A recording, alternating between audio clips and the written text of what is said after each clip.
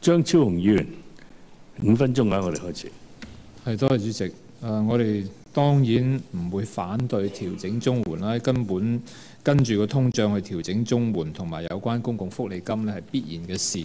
不過我哋多次咧都向當局表示咧，其實呢一個咁嘅調整永遠滯後咧，對於貧窮嘅家庭嚟講係好困難嘅。喺2000年之前呢，的確政府係用一個預測嘅方式去首先預測咗個通脹，然後咧調整咗綜援金額。咁讓嗰啲貧窮嘅家庭咧可以有一個應付呢個通脹嘅問題。而家咧我哋滯後咗成年，咁啊就算而家調整嗰4%咧，其實都係講緊追翻舊年嗰4%。嚟緊嘅新嘅通脹咧，我哋亦都冇辦法去幫到呢啲家庭。咁我就唔明點解政府咧搞咗咁多年都係死守呢個要滯後嘅方式。即係你講到明係一個扶貧嘅計劃呢，你係應該去即係盡量做到等佢哋能夠滿足到佢哋基本嘅生活需要。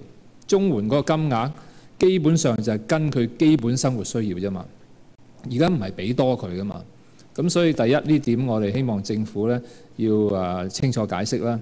第二就係喺嗰個租金津貼嗰度呢，佢係距離嘅市場好遠。政府自己統計數字都顯示，喺綜援裏邊嘅家庭，如果要喺私家嘅市場嗰度租居住嘅地方呢，50%幾係要將佢哋嘅生活嘅金額係貼落去租金嗰度，因為超過一半呢啲嘅家庭呢，嗰個租金津貼呢係唔足以應付佢哋喺市場上租一個單位嘅一個租金嘅。咁所以我哋亦都希望政府呢係清楚去檢討翻而家租金津貼嗰個機制，佢係脫離現實嘅。請有時間俾佢答啦。多謝主席。秘書長。好啊，多謝主席。主席就張議員頭先第一個問題呢，其實我哋都多番解釋過呢。其實喺審計處處長曾經喺1998年嘅年底呢，到1999年初嘅時候呢，係就成個綜援計劃同埋公共福利金計劃呢嘅執行程序曾經進行過審議嘅。當時呢，佢留意到嘅其中一個問題呢，就係政府如果預算咁去估計未來一年嗰個社援指數呢，係出現咗高估嘅情況。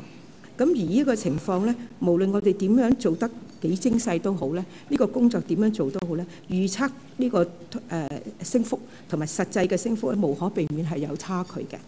除咗對公共開支製造一個影響之外呢，我哋都擔心到咁樣嘅影響呢，會對個領款人即係綜援人士呢帶嚟好大嘅困擾，因為如果我哋真係高估咗，喺下一次我哋要減翻佢呢，咁因為正如阿張議員講呢，呢個係基本嘅生活需要呢，係會對佢哋受情影響。咁所以呢，我哋認為而家呢個做法呢，係參考咗過去嘅12個月嗰個實際上嘅情況呢嘅做法呢，係適合嘅，亦都係參考過當時申訴專員審計專員俾我哋個報告嘅意見嘅。